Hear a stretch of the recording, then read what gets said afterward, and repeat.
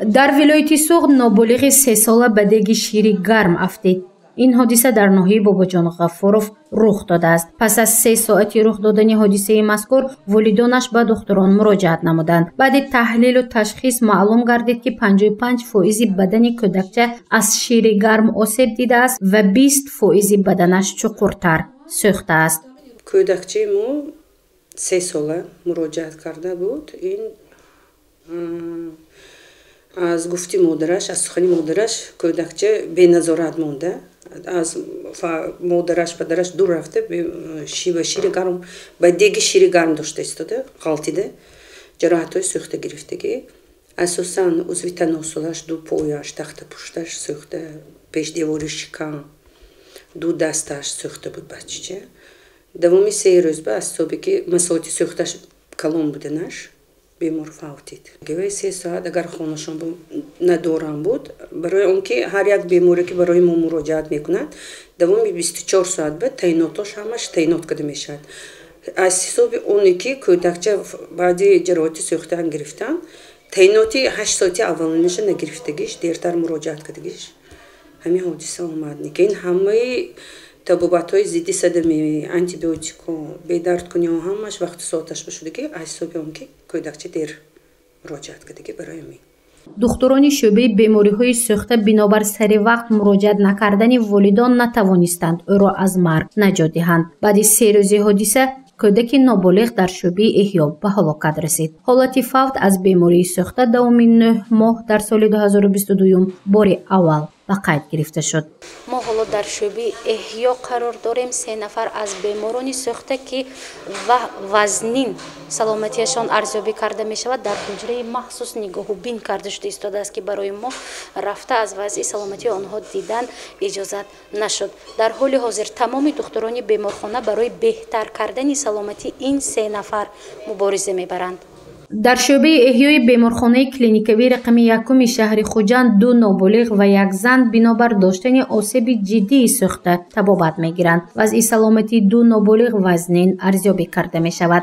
яке 6 солаву дигаре 10 моҳа аст. кӯдаки 6 сола ҳангоми обозӣ ба ҷои оби нарм оби гармро ба сару рӯи худаш рехтааст ва осеби ҷиддии сӯхта бардоштааст. ӯ аз ноҳияи ашт мебошад. оба модараш тайр кард додаги фақир ба ва ҳол бозӣ кардагию оби гарми абрӯ гирон рехтагӣ. бо аҷоиботаш ҳамин ки давоми 20 соат модараш ҳеҷ куҷо муроҷиат накарда, хонаш ба гирон шудагӣ. модараш оби чӣ тайр кард додаги оби гарм тайр кард? фақир ба об тайр кард додаги. фақир ба об тайр кард додаги, якта фақир ба оби гарм, якташ ба аралаш кард додаги. ин ҳамон аралаш шудагиш илиқаш кор мефармофта, чишми пӯштагӣ карди гарм ба. ҳоло дар шӯъбаи бемориҳои сӯхтаи беморхонаи клиникавии шаҳри Хуҷанд 15 нафар зери назорати духтурон қарор доранд ва табобат мегиранд. давоми 9 моҳи гузашта 189 нафар осебдидагон дар ин ҷо мавриди табобат қарор гирифта шуданд. беш аз 70% муроҷиаткунандагон ноболиғ буда аз шаҳру ноҳияҳои вилоят мебошанд. дар ин давра 46 маротиба ҷарроҳии фаврӣ гузаронда шудааст то саломатии осебдидагони сӯхта сари вақт беҳтар карда шавад. бемор чанд рӯз пеш ба мо ҷароҳатҳои сӯхта бардоштани рӯй, сар, гӯш, гардан, дасти рост муроҷиат кардааст ки аз гуфти модари кӯдак тахминан 30 дақиқа пеш дар хона чойник кафида ҷароҳатҳои сӯхта гирифтааст. айни ҳол ҳолаташ қаноатбахш муолиҷа гирифта истодааст.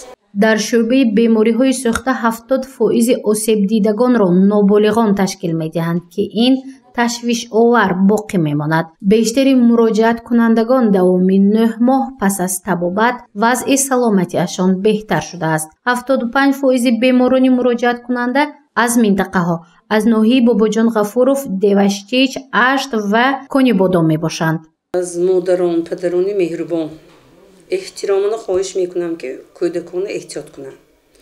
назди печка, назди тифал, термос, мисол печкаҳои ва сандали, ин асосан ноҳияҳо ва ҳамашона эҳтиёт кунанд, чунки оқибатҳои ин бемории сӯхта ҷудо ва аз ин мегузарад. ҳоло мавсими сармо наздик аст ва мардум хонаҳояшонро бо печҳои барқиву оташин гарм мекунанд. Аз ин рӯ эҳтимолияти бештар шудани шумораи бемориҳои сӯхта вуҷуд дорад. духтурон тавсия медиҳанд ва волидонро огоҳ мекунанд то кӯдак беназорат намонад.